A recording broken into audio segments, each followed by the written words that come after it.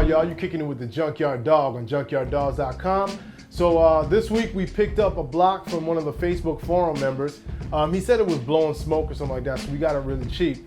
I'm thinking it's probably like the rings or something like that, okay? So the reason why we want a older block, an older 302 block from an 87 to 92 is because they come factory with forged pistons, all right? So since we're supercharging this application, we want the forged pistons.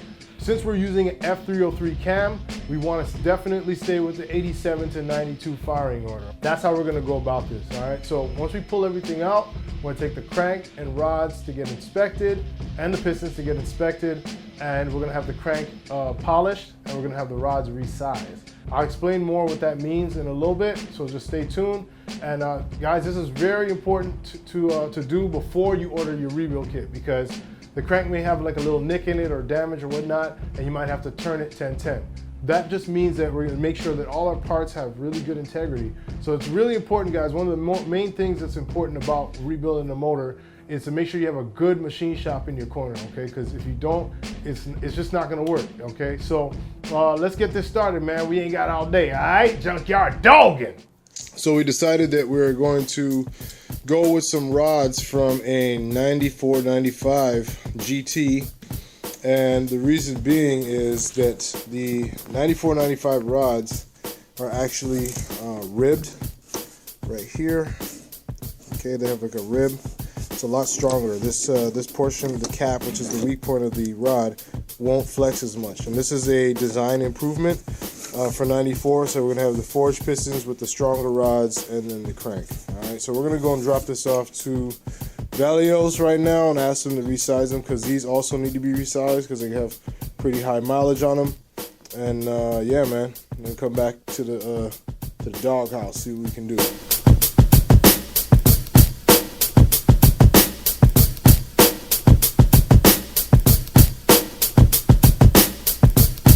So we got the rods from Valios. We couldn't pick them up, and as you can see, they resized them. What I mean by that is you can see inside here exactly what we were talking about. They re-honed it and they re-rounded it.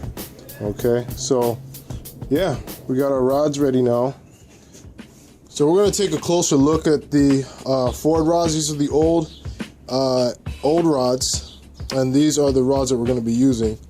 As you can see, we've already had them resized. It's nice and round in there.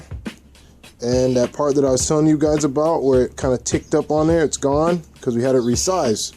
Remember, we talked about that on my last blog. Okay, so this here is a C8 rod. C8 meaning it will have the code C8, which means Ford has been using the same casting. C in the Ford world stands for 6.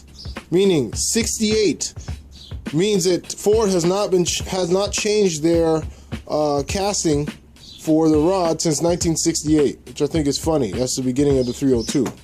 Okay, then we have this rod, which is finally when Ford decided to upgrade, and this is an F2. F in the Ford world meaning 9, so that's 92. Okay, so as we're looking here, there's a few visual differences, and I'll explain them. If you look at the top here already, you're going to see this ribbing here on this rod, and then this rod is just smooth. Okay. Also, too, if you look to the side here, on this side, there's a bigger tip here on the rod, and there's a reason for that. Okay. Otherwise than that, they're pretty much similar. Now, the problem is what you have when it's smooth and just a thin little biscuit like this is that you're going to get it twisting this way, you know, in the motor. Remember, the crank is going to want to, you know, go back and forth just a little bit, and the less rigid it is, the more it's going to want to walk like that. And that's what Ford corrected later on in the 302 with this rod. So they knew that it was going to walk this way, so they put these ribs as strength to stop it from walking. And they left more metal here on the tip so that it didn't, this didn't distort as much, because this is going to want to distort as well, especially when you get up to higher RPM. So great idea, great way to handle the problem, and there you have it. Okay, so those are the differences between these rods. That's why we're using this one, because we need a stronger rod. Very little, I don't know of any Ford vehicles that came with forged rods, so this is as close as strong as you're gonna get with a Ford rod, and you know, it's a great way to increase the strength without, you know, spending a whole bunch of money. Now these rods come in 94 and up 302, so the 94, 95 GT Mustang, the Explorers have them, but our Explorer rods were severely damaged, so we end up getting these ones from a 95 GT. I want to mention something before you guys start taking the rods off of the pistons, okay? There is an orientation to the piston. First glance, you might think that they look the same, but they do not. They are not. Okay, give you an example. If you look very closely at this piston, okay, it's hard to tell from the camera, but this side is actually thinner than this side, okay? That matters. One side is a thrust surface, the other side is a ride surface, okay? So, what I like to do is, before I take out the rods, remember how I showed you that on the rods that there's numbers on the rods? This one's hard to tell. I'll show you a good one. Alright, there.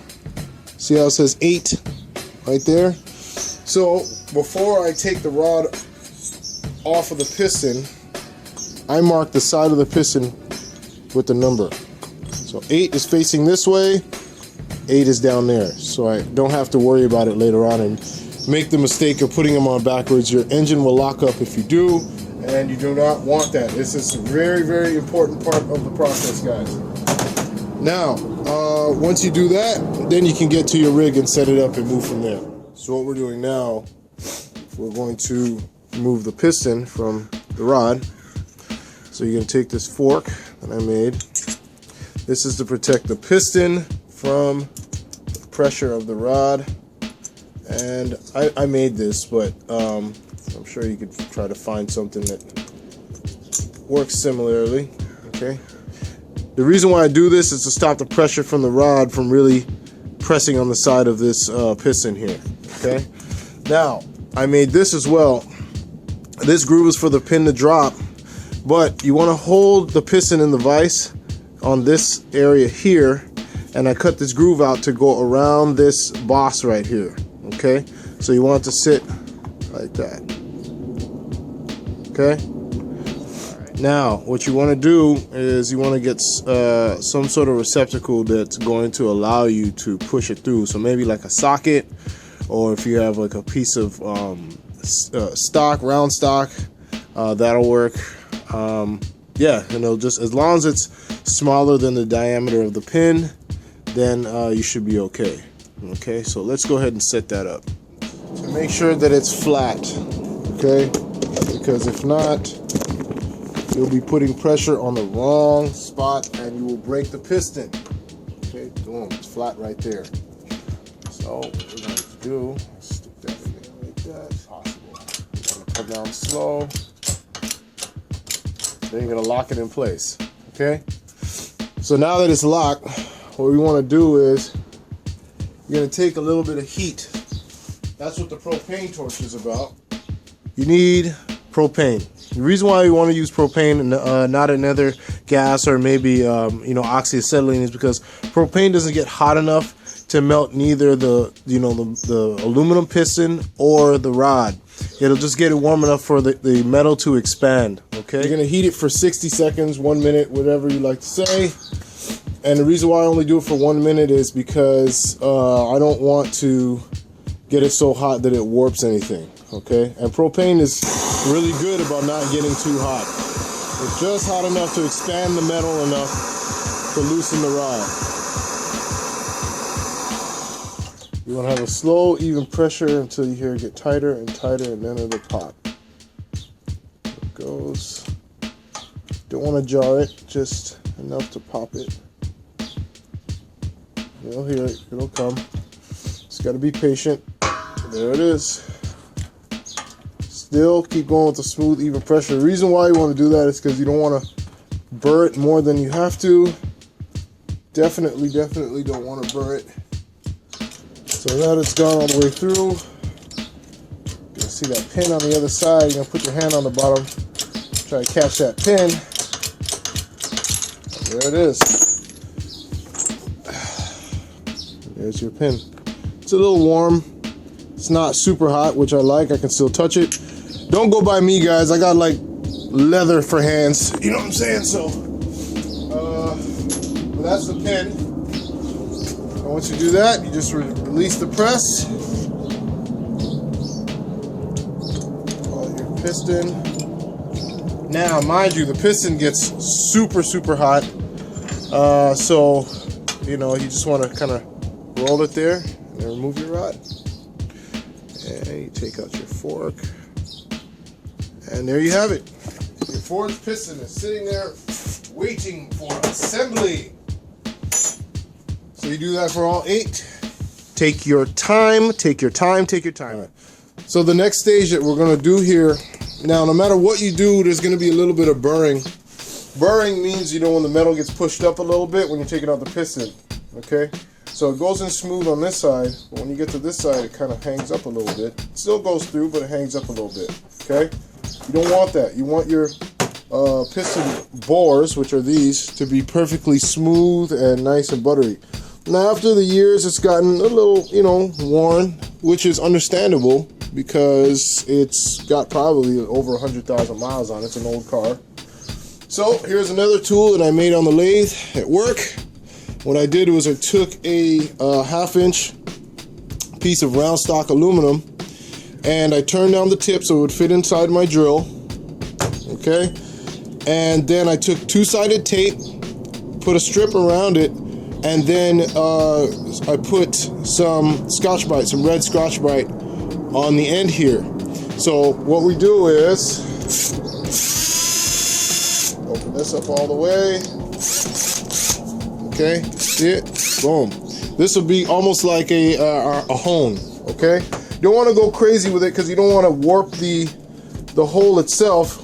What I like about this Scotch-Brite, it's mostly surface. It takes off a little material, but not a lot. I would say maybe 1,000, maybe 2. Okay, boom. And then you just work it in there. Boom, you see it? And you just go like that. Okay, that'll remove your burrs. Okay, it'll give you a nice smooth finish in there. You see it?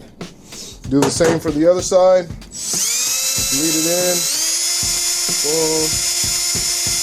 Just hone it. Boom. Okay.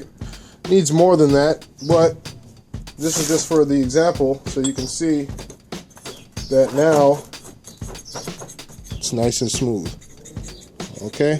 That's how you want it. You want it to where it's like, you know, when it's in the motor and it's going up and down, it's super smooth. Okay?